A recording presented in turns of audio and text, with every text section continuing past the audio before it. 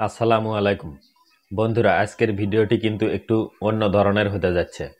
আমরা যখন ফোনে কারো সঙ্গে কথা বলতে থাকি, ওই সময় আমাদেরকে যদি কেউ কল দেয় বা আমাদের ফোনে যদি কেউ কল করে, তাহলে কিন্তু অপর প্রান্ত থেকে সে আমাদেরকে ওয়েটিং অথবা ব্যস্ত পায়।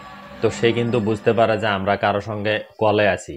তো এখন আপনি যদি আপনার ফোনে ছোট্ট একটি ট্রিক্স অবলম্বন করে রাখেন, তাহলে কিন্তু আপনি যখন আপনার ফোনে কথা বলবেন, তখন যদি কেউ আপনাকে কল দেয়, সে কিন্তু অপর পাশ থেকে শুনতে পারবে যে আপনার সেই নাম্বারটি বন্ধ রয়েছে।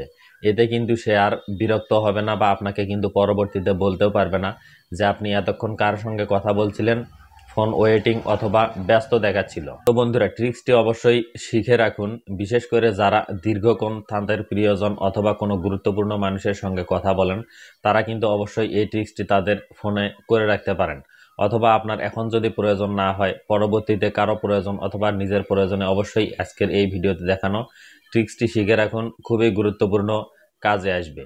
তো মূল ভিডিওতে যাওয়ার আগে একটি গুরুত্বপূর্ণ কথা, সেটি হলো আপনারা আমার ভিডিও দেখেন কিন্তু ভিডিওতে কোনো লাইক কমেন্ট শেয়ার করেন না, যার ফলে ইউটিউবের যে অ্যালগোরিদম সিস্টেম রয়েছে সেটি কিন্তু আমার এই ভিডিওগুলো অন্য মানুষের কাছে আর রিকমেন্ড করে না। তার কারণ হলো আমার ভিডিওতে কিন্তু এঙ্গেজমেন্ট খুবই কম।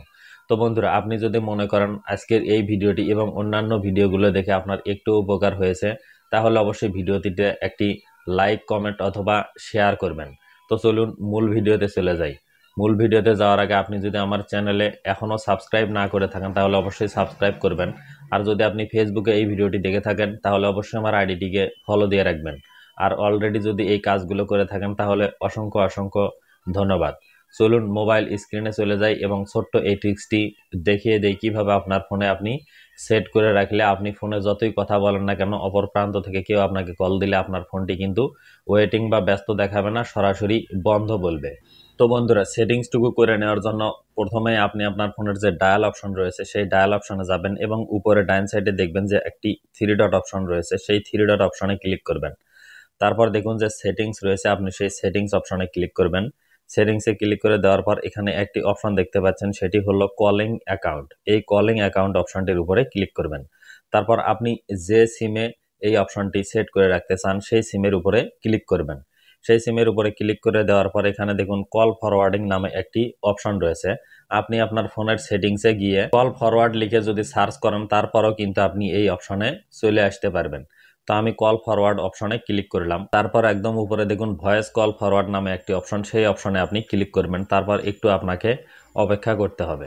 তো বন্ধুরা, একটু অপেক্ষা করার পর দেখুন হোয়েন বিজি নামে এখানে একটি অপশন দেখতে পাচ্ছেন, আপনি সেই হোয়েন বিজি অপশনে ক্লিক করবেন। হোয়েন বিজি অপশনে ক্লিক করে দেওয়ার পর এখানে একটি নাম্বার দেওয়ার অপশন চলে আসবে।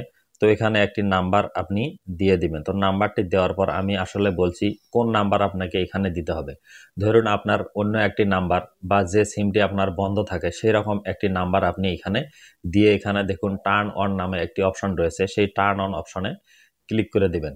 টার্ন অন অপশনে ক্লিক করে দেওয়ার পর যেটি হবে সেটি হলো, যেহেতু আপনার ওই নাম্বারটি বন্ধ রয়েছে, আপনার এই সিমে যদি কেউ কল দেয়, এই কলটি ফরওয়ার্ড হয়ে যখন ওই নাম্বারে চলে যাবে, ওই নাম্বারটি বন্ধ থাকায় তাকে কিন্তু বলবে যে আপনার এই নাম্বারটি বর্তমানে বন্ধ রয়েছে।